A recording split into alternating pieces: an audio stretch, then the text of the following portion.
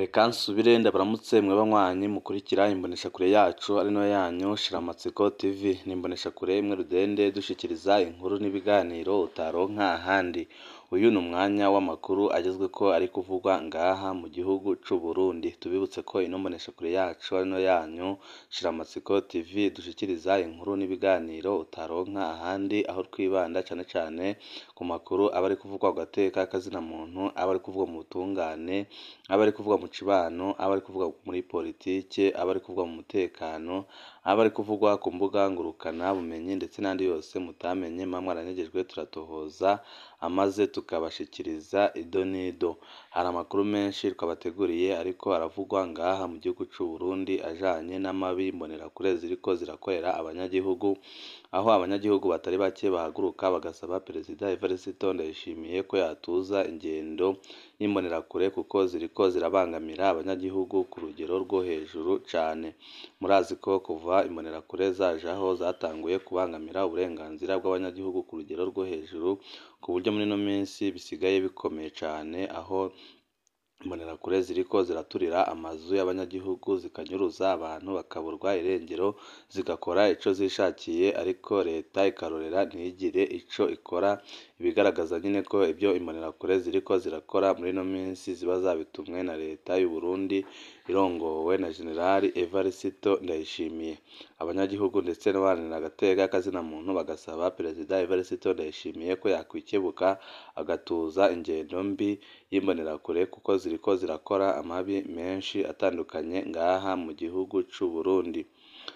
Komine Murwi ninde azotabara umutama Bizimana Ezechiel? Hari umuryango uvuga ko wongamiwe cane ku mutumba wa Bugoro muri komine Murwi mu ntara ya Cibitoke. Ni umuryango w'umutama Bizimana Ezechiel, uyu yambaye ishati isa n'umuhondo. Igitero co kuwa 18 z'ukwezi kwa karindwi 2023. Mw'ijoro ryo kuwa 18 z'ukwezi kwa karindwi 2023, umuryango wa Bizimana Ezechiel waratewe n'abantu batazwi bitwaje ibigwanisho. Baraturira inzu y'umuryango, baratemagura imirima. Bukeye abategetsi bahageze ntaco bafashije umuryango, ahubwo bawusabye gukinjura. Ku wa mbere uhezeho bahagaritse Serugo bamupfungira mu gasho ka komine Murwi. Abaryango babajije ico Serugo azira, bishuwe ko bariko baramukingira. Ibintu bibabaje cane kubona bakingira umunyagihugu bamupfunze, aho kugira ngo bamucingire umutekano ari mu rugo iwe bahisemo kumupfunga. Abaryango ba Bizimana Ezechiel bavuga ko badatahura ingene umuntu baja kumukingira mu gasho bakamupfungana n'abikekwa ko bakoze ico gitero. Ibigaragaza nyine ko harimwo igipfungu gikomeye cane kubona umuntu bajya kumucingira bakamujyana mu gasho aho hapfungiwe abikekwa ko baba barakoze ico gitero, ariko nyine nawe akaba apfunganywe hamwe nabo. Ibiriko biratera agahinda abaryango biwe ndetse n'abanyagihugu batandukanye babona ko uwo muryango uriko urakorerwa akarenganyo gakomeye cane. Umukuru w'imbonerakure arikekwa. Murazi nyine ko mu gihugu c'u Burundi imbonerakure ziriko zirakora amabi atandukanye mu mitumba itandukanye y'igihugu, aho ziriko ziranyuruza abantu bakaburwa irengero, abandi zikabagandagura ku murango izuba riva. Murazi ubunyonyezi n'ubusuma buriko burakorwa n'imbonerakure, murazi amabi atandukanye ariko arakorwa n'imbonerakure. Ariyo mpamvu abaharanira agateka k'azina muntu ndetse n'abanyagihugu muri rusange basaba Perezida Evariste Ndayishimiye ko yagira ico akora kugira ngo atuze ingendo mbi y'izo mbonerakure, kuko ziriko zirakora amabi akomeye cane ngaha mu gihugu c'u Burundi, kandi birashobora no gukwegera ubutegetsi bwa Perezida Evariste Ndayishimiye natagira ico abikoraho. Abaryango ba Bizimana Ezechiel bavuga ko bikeka Jean Marie Niyonsaba batazira Eliakim, umukuru w'imbonerakure kuri uwo mutumba, ko yagize ruhara muri ico gitero. Bavuga ibyo bafatiye no ku yandi mabi yaranze iyo mbonerakure n'iterabwoba yari imaze iminsi ikora kuri uwo muryango. Bagira bati uwo Eliakim ubwa mbere yafatanywe inkoho agomba kuja kwica mwene wabo wa Bizimana Ezechiel, aca arapfungwa ajanwa mu mpimba. Inyuma ararekurwa ngo ni umuyobozi w'imbonerakure. Mu nyuma yasubiriye gufatwa yagirizwa kwica umuntu muri iyo komine nyine ku mutumba wa Butega. ico gihe byaraciye ku mbuga ngurukana bumenyi, araheza ajanwa mu mpimba, inyuma kandi arasubira ararekurwa. Niko kuza gutera ubwoba mu rugo rwa Bizimana Ezechiel ko azokwica umuntu. Ikitubabaza ni uko abategetsi badashaka ko ibyo bintu tubivuga kandi ntibashaka ko binamenyekana. Iyo mbonerakure yarakoze amabi atandukanye ngaha, aho yagiye inyuruza abantu bakaburwa irengero, abandi ikabagandagura bakanayifata bakayifunga, ariko yagiye imara mu mpimba umwanya urume rumara. Ariyo mpamvu nayo ibandanya gukora ibibi bitandukanye cyane, ariko abanyagihugu bakibaza ko ubwo bubisha akora hari umuntu ubiri inyuma ukomeye cyane mu butegetsi bwa Perezida Evariste Ndayishimiye uba wamutumye kubukora, kuko arabukora kandi akabukora ku murango, izuba riva agafatwa agafungwa, ariko akamarayo umwanya urume rumara. Aricyo kiri gutera abanyagihugu ubwoba bakanagira agashavu kubera ibyo iyo mbonerakure ndetse n'abagenzi bayo bariko barakorera abanyagihugu ngaha mu gihugu c'u Burundi, aho Perezida Evariste Ndayishimiye yirirwa avuga ngo ibisata nka byose byarapfuye, ariko ntarabe ku gisata c'umutekano, aho imbonerakure ziriko zirakora amabara atandukanye ngaha mu gihugu c'u Burundi, ariko ibi byose bikaba abategetsi bakomeye barorera ntibagire ico bavuga. Abanyagihugu baribaza ari nde azaza kubatabara amagorwa bariko baraterwa n'imbonerakure. Mu nyuma umutahe warasohotse wo gufata iyo mbonerakure, ariko ntaco byamaze kuko yaciye anyegezwa na bamwe mu bajejwe intwaro babesha ko yahunze. Ariko mu muryango wa Bizimana baremeza ko Eliakimu ataho yaroye, kuko nyine aridegembya kandi arabandanya gukora amabi atandukanye ngaha mu gihugu c'u Burundi, kuko aba afise abategetsi bakomeye bamucingira icibaba. Ibiriko birababaza abanyagihugu batari bake, bakabona ko ibintu biriko birakorwa n'imbonerakure ngaha mu gihugu c'u Burundi ari ibintu biteye isoni cane. Bigenda gute ngo uwatewe abe ari we apfungwa? Abajejwe intwaro muri komine Murwi no mu ntara Cibitoke iki kibazo ntibagitorera umuti. Ntaho byakabaye ko umuntu ajanwa mu munyororo ngo ariko arakingirwa. Ntibyumvikana ko uwatewe apfungwanwa n'abagirizwa kumutera.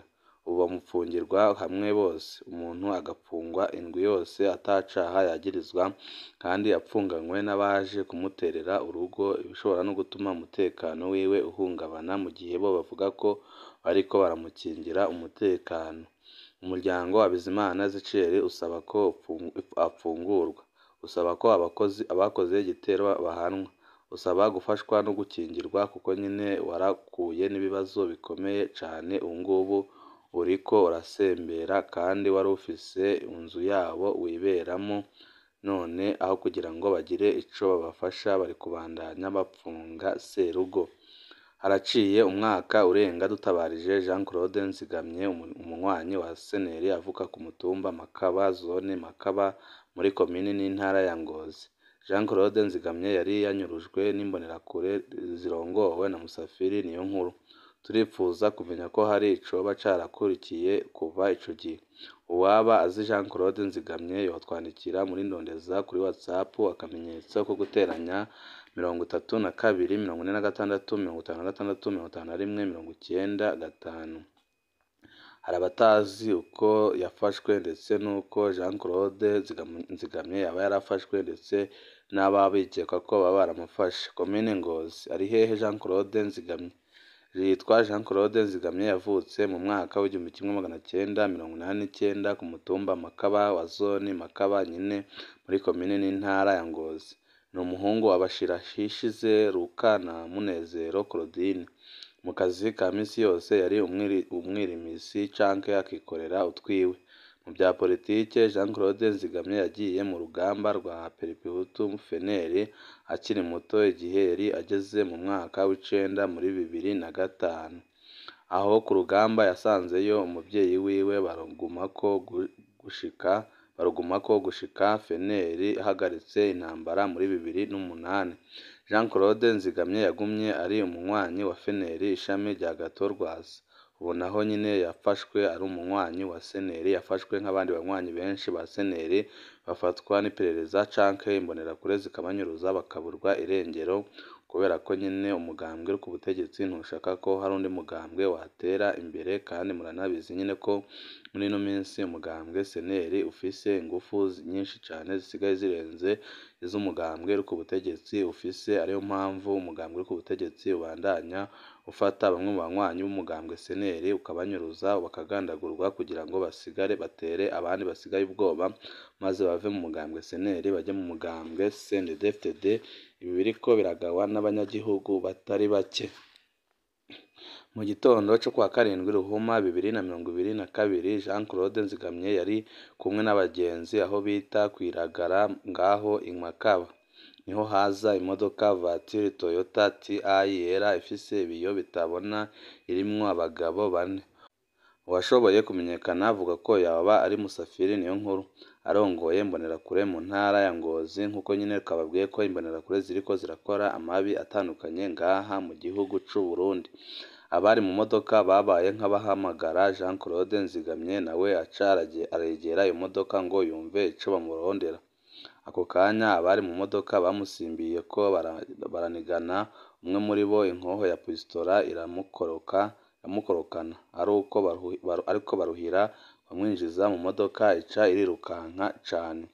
Kuva ubwo nta gakuru ka Jean Claude Nzigamye. Abiwe baramurondeye mu busho bwose barabuze, barituye inzego zitandukanye barabura inyishu. Ubutwara igipolisi mu ntara yarabahakaniye ko Jean Claude atigeze ajanwa mu gipolisi. Buramatari wa Ngozi Epipode Baranyikwa iwe yaranse kwakira umuryango. Ubu ntibazi iyo bari bute umutwe. Musafiri Niyonkuru aramaze igihe kinini avugwa mu mabi menshi, harimo guhohotera abatavuga rumwe na CNDD-FDD no kubanyuruza bakaburwa irengero. Kuva akirongoye imbonerakure muri kaminuza bita EAR y'Ingozi, Musafiri yavugwa ingene atemberana inkoho mw'ijoro akarara arakizura afatikanije n'akarwi arongoye bagakubita abanyeshuri bari muri CNL. Ubuho kuva ahawe kurongora imbonerakure mu ntara yose, Musafiri akora ijoro n'umurango agenzura imitumba yose ya Ngozi arondera abatemera CNDD-FDD. Tubibutse ko Musafiri Niyonkuru yaheruka kuvugwa mu inyuruzwa rya Pascal ico yitungiye kuwa mbere 2022. Uwogira ico amenya ku inyuruzwa rya Jean Claude Nzigamye utwandikira mw'ibanga kuri WhatsApp akamenyetso ko guteranya 32 46 56 19 05. Imbonerakure ziriko zirakora amabi atandukanye ngaha mu gihugu c'u Burundi, aho ziriko zirafata abanyagihugu zikabanyuruza bakaburwa irengero, abandi zikabagandagura ku murango izuba riva. Murazi uburyo ki ziriko zirakubagura abanyagihugu ngaha mu gihugu c'u Burundi, ariyo mpamvu amashirahamwe aharanira agateka k'azina muntu ndetse n'abanyagihugu muri rusange bahaguruka bagasaba Perezida Evariste Ndayishimiye ko yabarwanyiriza imbonerakure, kuko ziriko zirakora amabi atandukanye ngaha mu gihugu c'u Burundi kandi ziriko ziracafuza ubutegetsi bwiwe. Ariyo mpamvu yagakwiye kugira ikintu akora kugira ngo atuze ingendo mbi zihaye yo kubungamira abatavuga rumwe n'ubutegetsi ndetse n'abandi banyagihugu bose muri rusange, aho zibafata zikabakubagura haba ku murango haba nijoro, ariko ntagire ikikurikiraho, aho n'abakoze ibyaha bikomakomeye nk'ibyo kugandagura ndetse no kunyuruza abantu bakaburwa irengero atagikurikiraho, ahubwo barapfungwa akanya gato bagaca barekurwa. Ibisiguro bigaragaza nyine ko baba bakoreshwa n'abantu bakomeye cyane mu butegetsi, kuko aribo nyine bahita bajya no kubapfunguza. Banywanyi bacu, hari amakuru menshi tuba turiko turabatohoreza ari kuvugwa ngaha mu gihugu c'u Burundi, niyo tuba turiko turabashikiriza umwanya n'umwanya. Wifuza kuzajya bamambere bashikirwa n'inkuru n'ibiganiro bene nk'ibi, ico usabwa nta kindi, niba utarapyonda kuri sabone aka ni akaryo keza ko gupyondaho kugira ngo ko dushizeho amakuru n'ibiganiro bene nk'ibi ujye uba uwa mbere mu gushikirwa nabyo. Ibihe byiza nibyo ndabipfurije banywanyi bacu.